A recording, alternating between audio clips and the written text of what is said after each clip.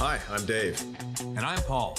and we're going to challenge you to transform your financial future through the principles of the most profitable business in the world, banking. We believe everyone should be involved in two businesses, the business that you're in and the banking business. Everyday people can replicate what bankers have been doing for centuries to leverage capital and build wealth through private lending. Join us as we uncover the truths about money, expose lies and myths, and flip conventional financial advice on its head. Here we go. All right, Paul, here we are, man. Last episode of 2022. So I think this is episode 46? I think so. We're so. coming up on a year. So Yeah, February, I believe. Valentine's Day Yeah. was when we started. I think so. I think you're right. So, yeah. So I think it's been a fun journey and we're going to continue. So don't think we're going anywhere, anybody. So Paul, let's just talk about, this is the time to talk about New Year's resolutions and all that cool stuff. So what about the last year? What's been your biggest insight or takeaway from the last year? Well, yeah, we talk about time a lot, and I think I learned how to better use the time that I have, because it is extremely limited as it is for everybody. Time is our most precious asset. So better use of my time to do what I really need to do and to focus on the people I really need to focus on. And I would say from the business perspective, I've learned to not, and I learned this very recently again, it's kind of maybe a slow learner, but not to waste time on folks that just don't get it. And those are the folks that don't get it are the people that think they don't need to read Nelson, I would say. Yeah. And your time is even more limited. I was going to say valuable, but nobody's time is more valuable than another's necessarily, but your time is more limited because you have still a full-time job. So when are you going to retire? Let's say 2023. I'm just going to put it on the calendar for you. Come on. So, okay. So in March of 23, I will be 1 year out from dropping my retirement paperwork. Okay. So. And you have to do that how much before your retirement date? Actually, no. When is? I thought you would have hit your 20 years by No, now. I'm sorry. March of 23, I'll be 2 years out from my projected retirement date. Okay. And I'll be basically summer of 24, July 8th, 2024, I will be done laboring for the Army, even though I'll still be on their payroll for a few months after that. Okay. How about that? But I will say I've learned this, Dave. I've learned that I can succeed without a W-2 paycheck. How about that? Yep, absolutely. Man, what a gift to create that before you leave the security of the W-2, right? The supposed security and that nest, right? Yes, man. I met a new guy the other day, a new guy to our enterprise, and he, man, and what he said just hit home, because it's like, yeah, man, I got to go all the way to 30 years. He's at 20-ish, Yeah. I guess, or 23, whatever he is, because you're prior enlisted or something. So he's got another 7 or 8 years, and good dude, going to be a battalion commander probably. But he's got to stay in because he's like, I don't know what to do. Like I don't have a side hustle, or I don't have this, and I don't have that, and I was just like, ugh. Yeah, figure that out. Find something to do, man. What happens when I heard some quote when I was doing a lot of joint work with the Army, like when a sergeant major retires, he lives for like 2 years, and then he drops dead because he's got no purpose. He's got nothing to do anymore. And then those guys just go for 25 years or so, and then Yeah, I think you have to create an identity other than, like, the military's been all we've known, right? Yeah. For our entire adult lives, and but it's not my full who I am. It is part of me, and it's a big part. It always will be. Sure. But it's not 100%. It doesn't define you. That's right. Right. There's so much more to Paul behind that uniform, right? Yes. Yeah. Yeah. Well, cool, man. How about you? Dude, for me, a lot of good things happened to me in 2022. The best is, of course, I got married to my beautiful wife, Hannah. And that's the best thing I did for myself in 2022. But aside from that, probably one of the best things I did to focus on myself, I'm a big believer in coaches, and I had a business coach for a while when I first started this business. I probably get back into that maybe in 23. Sure. But what I did this year for the first time ever was hire a fitness coach. So I was always was in decent shape, but I just wasn't. I knew there was more I could get out of this old 43-year-old frame. So I hired somebody. We started focusing on all these different blood tests, hormone levels. I dropped my workouts from like 4 or 5 days a week to just 3 days a week, and I look better, feel better, and I get to eat. Started tracking calories and macros for the first time in my life, which I think is absolutely essential if you have a goal that you want to hit physically. Because I used to try to hit goals before that, and I just a lot of wasted time and effort because I wasn't doing it properly. But that's been huge for me. I mean, my business has more than doubled this year, and I don't think that's in any small part to, let's just say, I believe the focus on my personal health, physical, emotional health has been a big player in making me more productive, more efficient, more energetic to go out and double the production of my business. I was talking to my brother today, and I told him that, and he said, "How much more did you work this year than last year?" And I said, "You know what? I did not work any more this year than I did last year, and I was twice as productive." Yeah, and you also, I can't remember exactly when, but you left your W-2. Was that in 21? Late That was a 21? year and a half ago. That was in 21. Yeah, 21. in Yeah, so August. Yeah.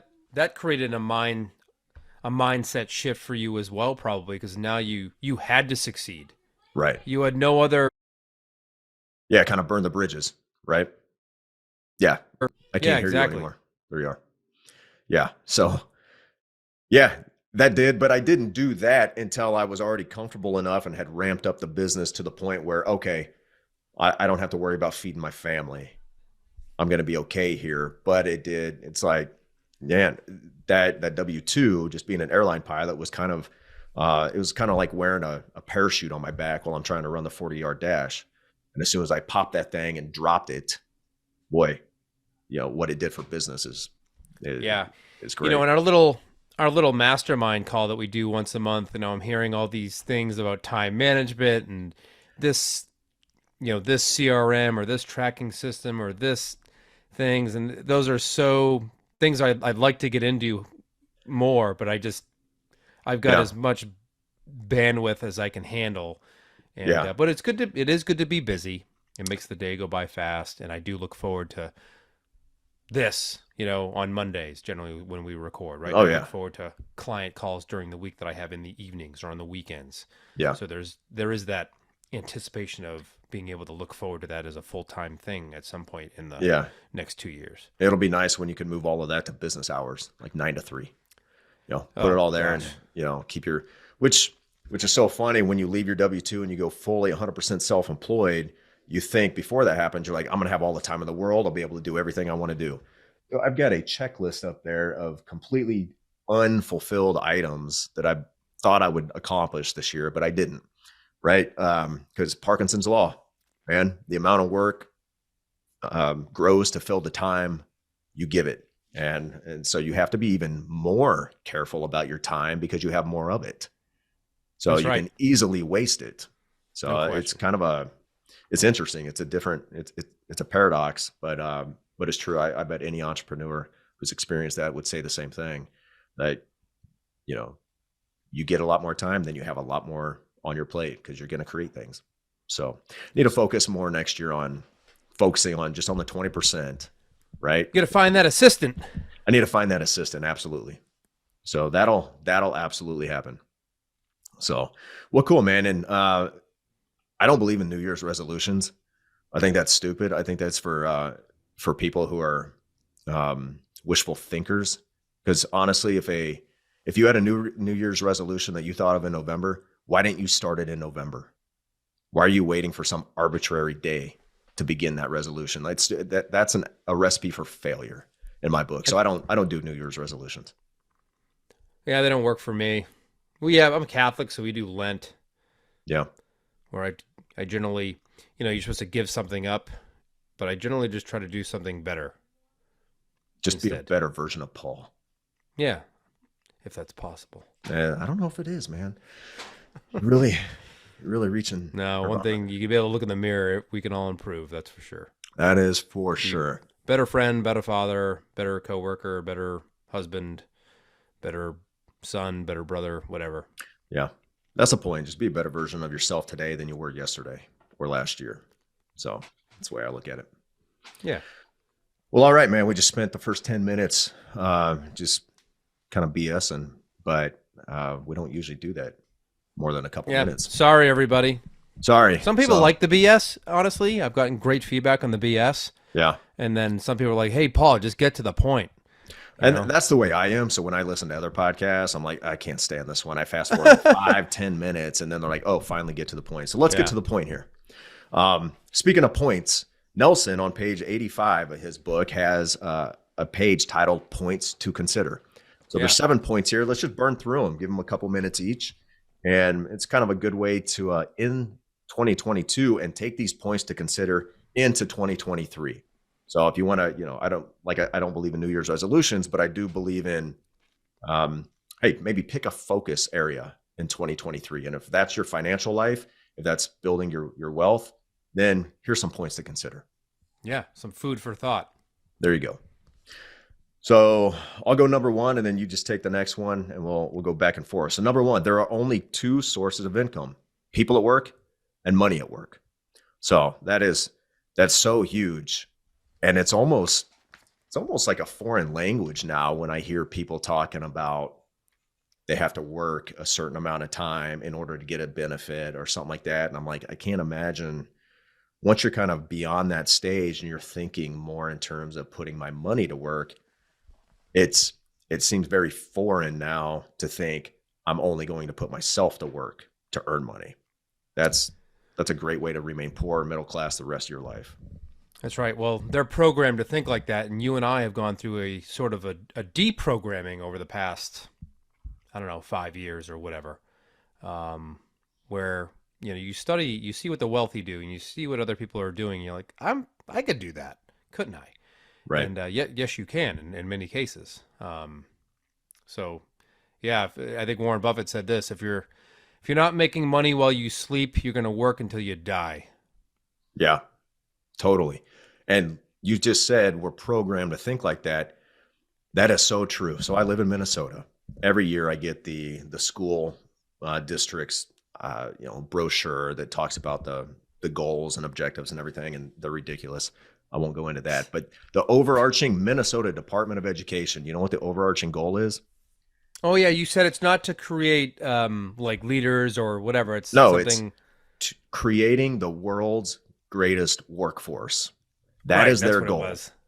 Like, if you know anything about Karl Marx, he would be singing their praise. They should put his picture next to that slogan. They're training, programming kids to be little worker bees. That's what they're doing.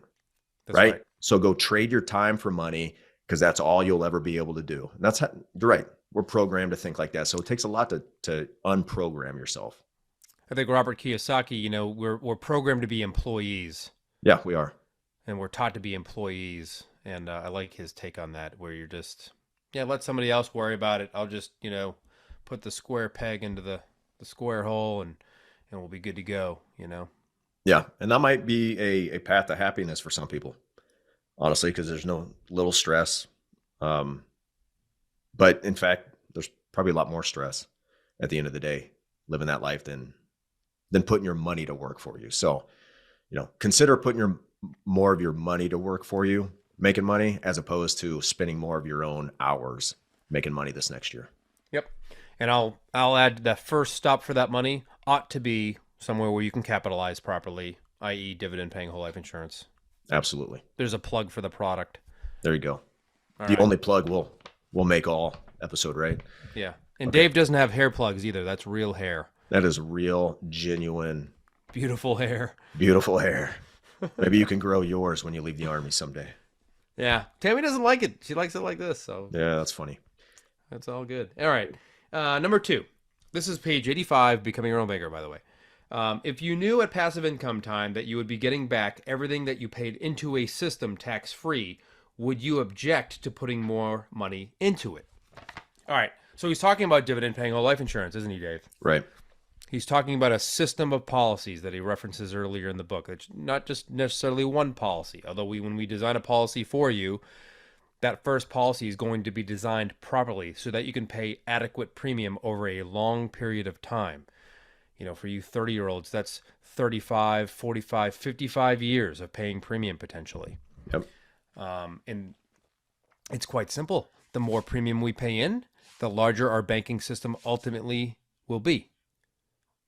So don't artificially or, for the wrong reasons, restrict the amount of wealth that you create through this product. Well, you're just commission hunting. Oh goodness, if we're still harping on that, then you need to go back and read, and you'll never get past that, Yeah. unless you're like a communist or something. You don't want people to make money, but a properly structured policy is what you want, and that's what you will get. Absolutely. So if you want more on that, passive income years and tax-free passive income, go back to the most previous episode, I believe, episode 45, the very opening, when we talk about that question from somebody. So cool. Point number 3. Let's see. This is kind of a long paragraph, but when you get paid for your work, you put all of it into someone else's bank, and then you write checks from that account to buy things of life.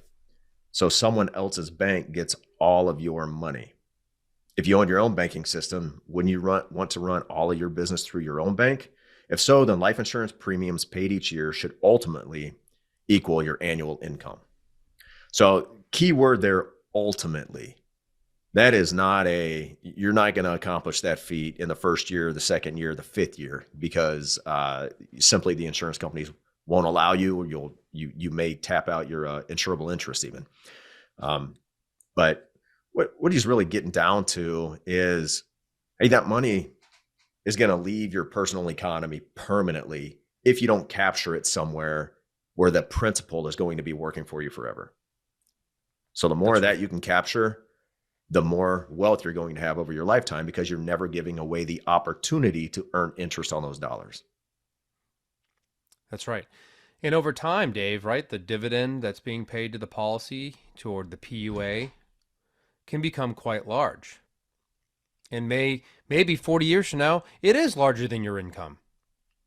Yeah. Because you've been capitalizing the system. So if you have a juvenile policy, let's say you open up on your child, and that child is 40 years, 40 years old making whatever, and their policy's been enforced that long, it may be that premium, or the money that's running through that policy in the form of PUA through the dividend and the premium that you're still paying into that it might be larger than their income.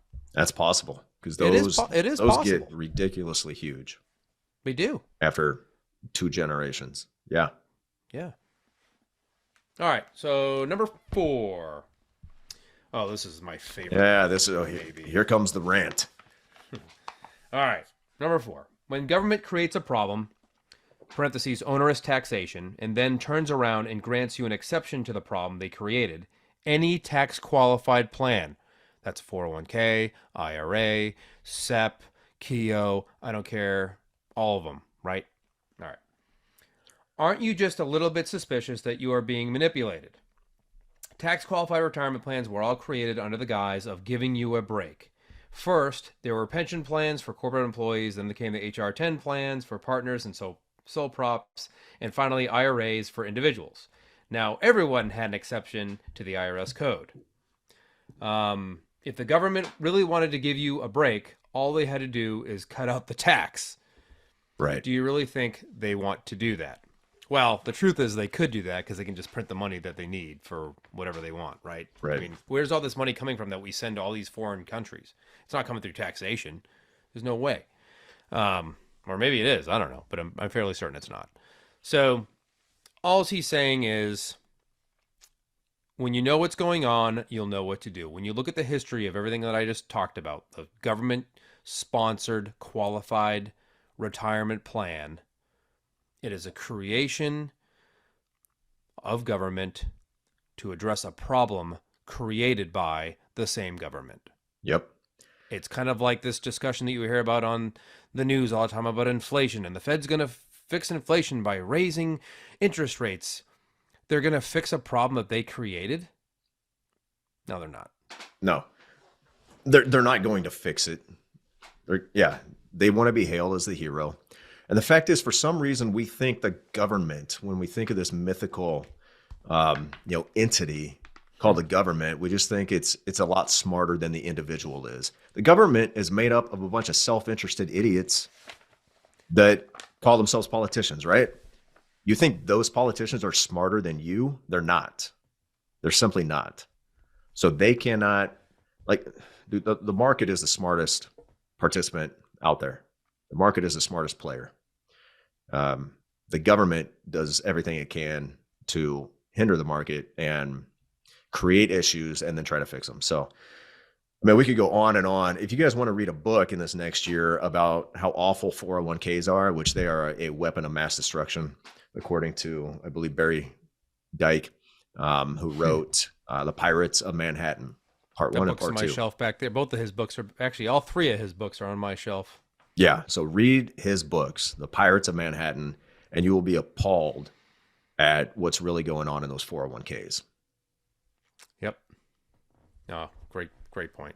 Yeah. Good reads too. Yeah. All right. We better get off that one before we get too angry. So, all right. Number 5, wealth has got to reside somewhere. Where would you prefer to have it reside? This is great. Let's go back to your money has to reside somewhere. So Nelson lists a few different places. How about real estate? Well, then take a look around and see what happens when one needs liquidity. Real estate is very much a frozen asset. Yep. Right? It's like we say, nobody was happy during Hurricane Irma that they had paid their house off. Right? Yeah, Katrina, Irma, name a natural disaster where your house is destroyed and you're like, well, Thank God I paid it off. I had $1 million of equity. Well, Yeah. not anymore. Right. What about the stock market? Then try reading from my recommended reading for those interested in the stock market on page 91 of this book. Until you've done so, are you qualified to make an intelligent decision about such action? Right? How many people actually understand the stock market and all the fees going to your broker and 401, any of that? FTX crypto. Oh, God. That turned out well. Yeah, real well. And they're trying to make that guy look out like a saint. Right? They do interviews on TV. And he's a big donor. He's a good donor guy. to Yeah, people, he was big in ESG. He wanted to save the planet. Sure. If you don't know what ESG is, you can Google it. Yeah, it's a gimmick. That's so, or how about this place to put your wealth? A free contract with other free persons, parentheses, life insurance. From this base of financial operation, you can do any of the other things in life that you desire. That's right. True. You have no restrictions. None. When your capital's there, it's working for you, you got no restrictions on how you as the banker can use that capital. That's right. I was thinking about this earlier today, Dave. There's also no restriction on how much, after I read that passage, on how much I can contribute, except my own human life value, right? So you're restricted to the Roth. I think they bumped it to 6,500 now. Your typical 401k, I think, is up to 21.5, maybe. They bump it by $500 every year or something. Yeah. Well, they're restricting those things. Yep. One for the future tax and one for the current tax. You lower your taxable income with a traditional account, and future tax you're, not going to pay it, which is why they restrict the Roth so heavily. Well, with this asset, I can put in 150 grand a year if I want, if I can afford that, or $1 million a year if I can afford that. Yep. Or $2 million. What's that worth? It's worth a lot. lot. I know a guy who's got $100 million of death benefit in whole life policies. Whole life. So how much premium is that guy paying? A lot. A lot. He's a lot. Right? And guess what? He's got zero financial problems. No doubt. Except a large pool of private capital, though, I bet. Yeah, right. All right. Number 6. Yep, this goes back to some of the earliest things in this book is you finance everything you buy. You either pay interest to someone else or you give up interest that you could have earned elsewhere. There are no exceptions. Right. So we've talked about this in other, I don't want to belabor the point here, but the pay cash people, yep, you're financing that yourself. Right. Yep. And you have to tie a cost to that capital. Because you've lost use of that money by buying whatever you did with cash. And then if you're a finance person and you're giving up interest you could have earned by paying someone else's bank, right? So either Right. way, you're dealing with borrowed money. Either way. Yep, you're losing out one way or another. You're financing everything. So that's one of my right. favorite principles, that if you can understand that, it's going to change your life. And It really will. that's one of the important aspects of a dividend paying whole life insurance contract, is that once that money's in there, once that dividend is declared, once that PUA is paid, once that base premium is paid, that value can never be taken away. It's always earning for you. Right. Whether you're leveraging the cash value or not, it is always earning for you. So think about that, uninterrupted. So you can still buy that car, you can still finance that business venture, whatever, doesn't matter. And that's where you're going to outrun, your neighbor Bob, who's doing things the traditional way. Yeah. Right. Well, speaking of finance, the seventh and final point to consider is your need for finance during your lifetime exceeds your need for life insurance protection. If you solve for your need for finance through life insurance cash values, you'll end up with so much life insurance that you can't get it past the underwriters. You'll have to insure every person in which you have an insurable interest. Like you went back to, once you max out your human life value, you're done funding policies on yourself, but you have other insurable interests. Mm-hmm. So, but think about that. That's a great question to pose to people. What's more important, your need for life insurance or your need for financing? I like to flip it over to the qualified plans. What's more important, your need for creating a retirement account or your need for financing your life today? Like, it's always financing your life. That's the most important thing. Yeah. Right. As a percentage of their income, people contribute very little to their retirement. There's plans. no way you can save enough for retirement by contributing your 3% match or whatever, Nope. or 5 or 10% of your income even. There's no way you can save enough to retire. You would have to be off in that upwards of case. 20% starting right off the bat to even get close. With some good Right. market, with some good luck with the market, and make sure it's not down when you retire and all that. Yeah. That's right. So, yeah. So there you go. That's 7 points to consider. We'll close out 2022 with that. And Yep.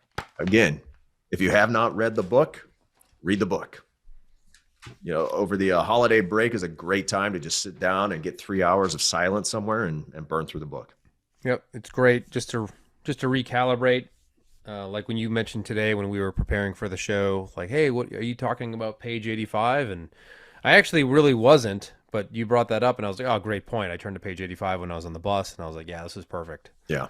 But I always seem to either look at something in a different way or I catch something that and I've read the book like 7 times or 8 times now. It's really, really incredible. Yeah, it really is.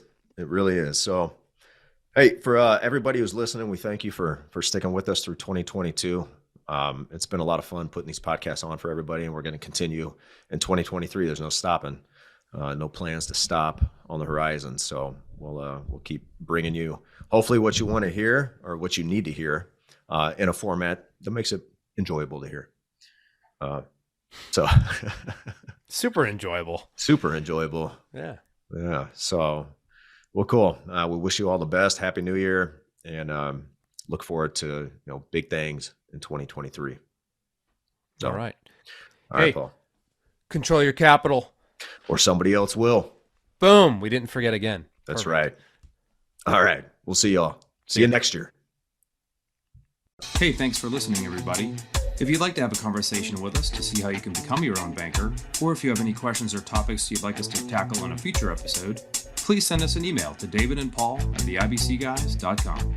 And subscribe and leave us a review if you're on Apple. Follow and leave us a 5-star review if you're on Spotify. And please share this with your friends. We'll see you next week.